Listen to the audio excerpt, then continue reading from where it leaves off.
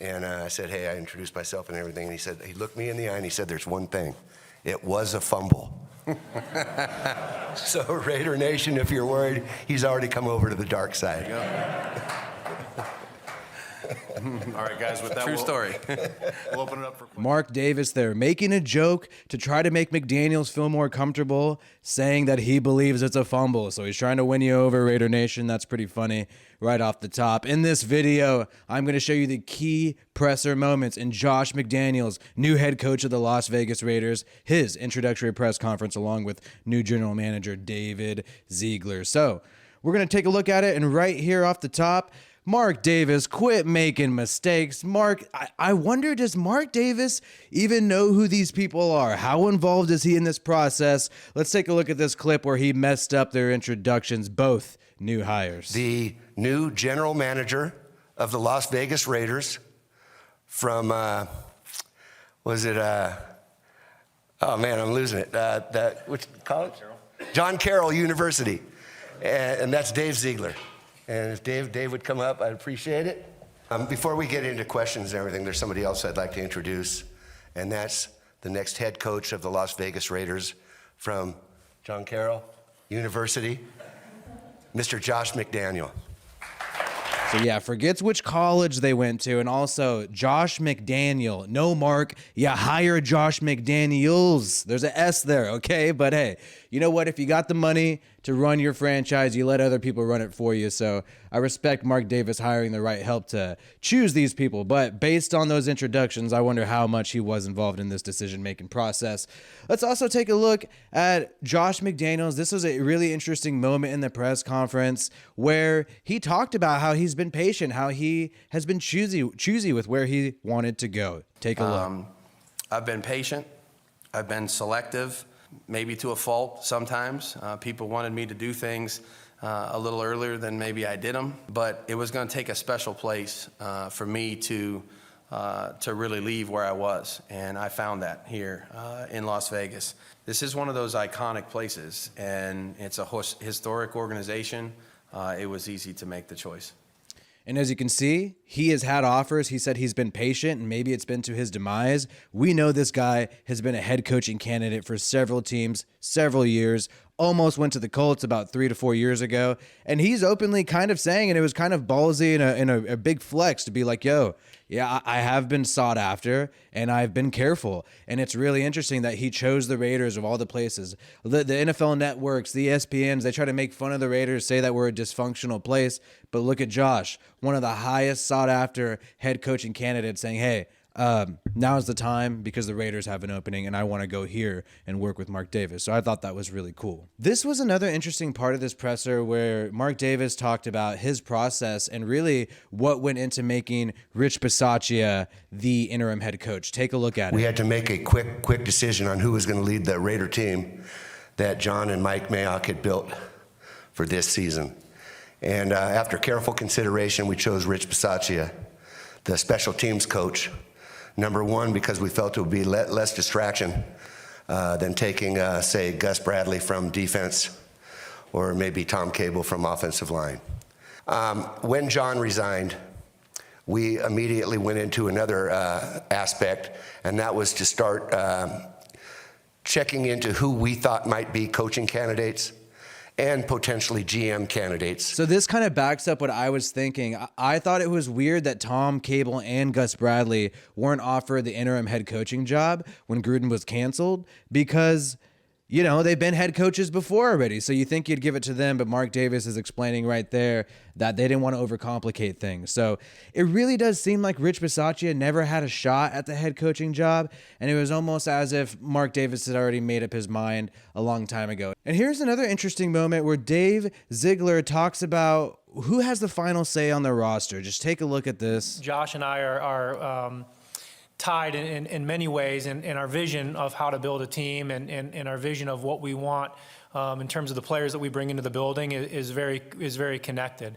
But at the end of the day, when it's time to make decisions on personnel, while we'll work together, those final decisions will be made by me. And this point is really interesting because a lot of people are skeptical of Josh McDaniels because he got too involved in personnel. In 2011, when he was offensive coordinator with the Rams, Josh McDaniels was barred from being involved in any personnel decisions. They wanted the offensive mind, but they thought he was bad getting into personnel because he had just made some crazy risky moves with the Denver Broncos in 2009 and 2010. So it's really good that he found somebody he likes in Dave Ziegler, and Ziegler's found somebody he likes in Josh McDaniels, where he's going to back off and let Ziegler make the final say on personnel. I think that's really good news for Raider fans. And here's an interesting moment in the press conference when Mark Davis sort of states why he really liked Josh McDaniels and Ziegler. And what about the Patriots he really liked? I've seen them do it with Tom Brady, of course, the greatest of all time.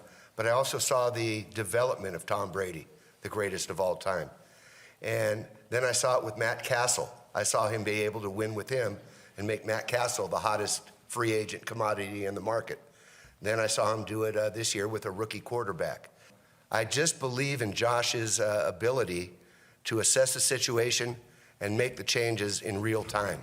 The side of Dave, with their personnel and everything, it's a lot of no names that they do it with, and every now and then, they'll bring in a big name free agent, but he fits a spot, and that kind of reminded me of the old Raiders in that way, that we used to be able to do that. Now, as you can see, it seems like what Davis liked the most about McDaniels, and this is something we've been mentioning on the channel, is the fact that he's been able to work with what he's given and adapt to the situation. He mentioned Tom Brady, and he also mentioned Matt Castle. Matt Castle, he made a star. Mac Jones, he made, he gave him a good rookie season. And I would like to add to that, which Mark Davis did not add, Cam Newton. He made Cam Newton as effective as he could be in 2020. So I think that was really interesting. And another aspect I thought was how Ziegler does sort of draft a lot of no-name guys. When you look at the Patriots, they always have a solid defense, always have a solid team overall, and perhaps that is just finding people to fill the perfect role. You don't necessarily have to swing big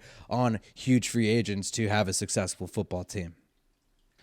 Now, this is funny. I knew everybody was going to give Hondo Carpenter crap right here because he calls Derek Carr a top 5 quarterback and asks Josh McDaniels about Derek Carr. But you also get a top 5 quarterback. How appealing was it for you to come to an organization with a quarterback like Derek Carr? Yeah, I mean, Derek's won a lot of games in this league, and we've competed against each other a number of times, and I have a lot of respect for him. I spoke with him yesterday. We had a great conversation. Looking forward to actually getting to meet him and get to know him as a person, as a human being, and then getting to work. There's no question that we have the capacity and capability of winning with Derek here. We all know that. And again, we had a great conversation, and I look forward to our relationship. What's funny about these comments is it seems like a ringing endorsement of Derek Carr. It seems like Josh McDaniels is excited to get to work with him, and he said he already talked to him on the phone. However, when you contrast this with the comments that Ziegler made about Derek Carr's contract extension, it's really hard to reframe how this organization is thinking about Derek Carr right now. It's hard to frame it. Just take a look at Ziegler's comments here.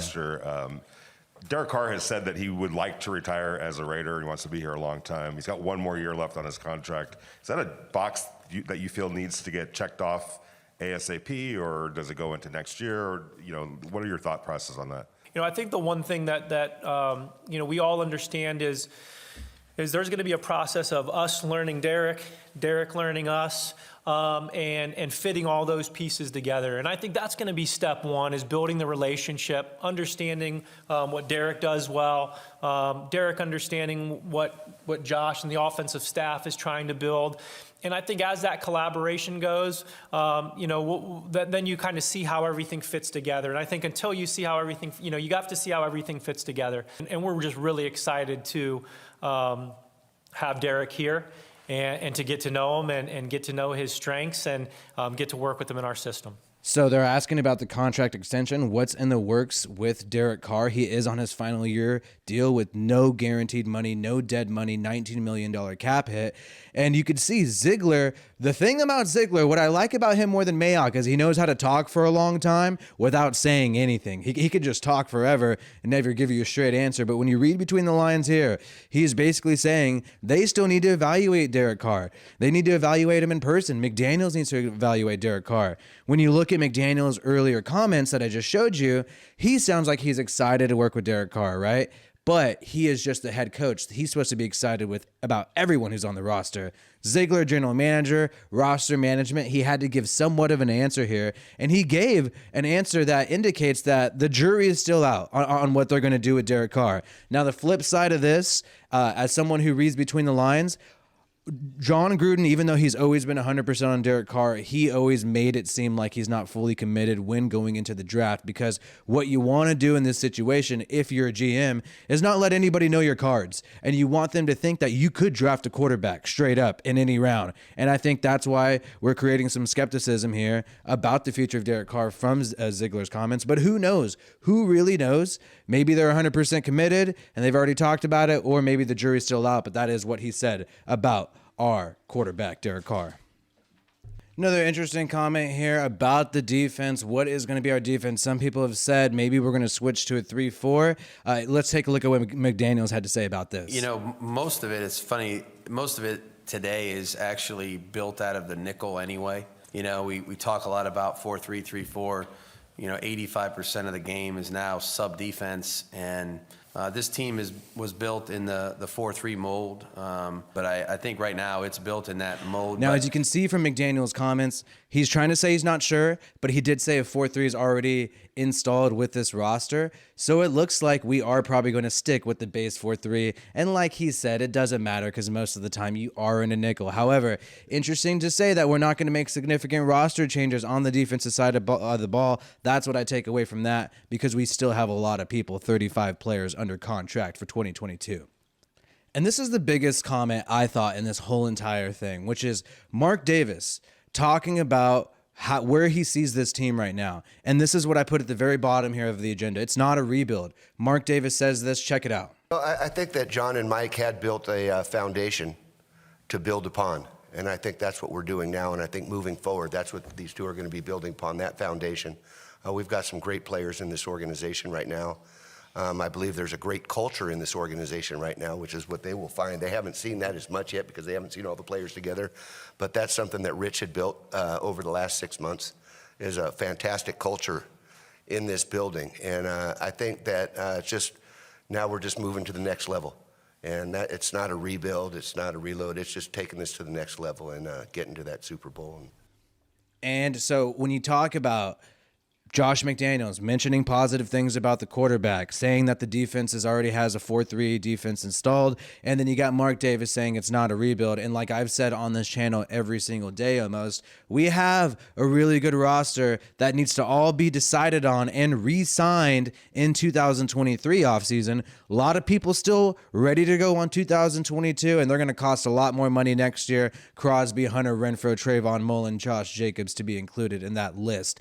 Derek Carr as well, and Unique Ngakoue. So I do believe, like Mark Davis is saying, I don't think he's lying and just saying some like PR move here. I really do not think this is a rebuild. And at least for 2022, they are going to make some adjustments here, Josh McDaniels and Ziegler, and try to make a bowl run, just like Davis says. And I think they are fully capable of doing that. Guys, let me know if you like this video. Click the like button. It really helps to support me. Subscribe to this channel if you have not subscribed already. I got videos dropping almost every single day. This is WiFiWillie of the Raiders Rundown. Hope you enjoyed this video, and I'll see you on the next one.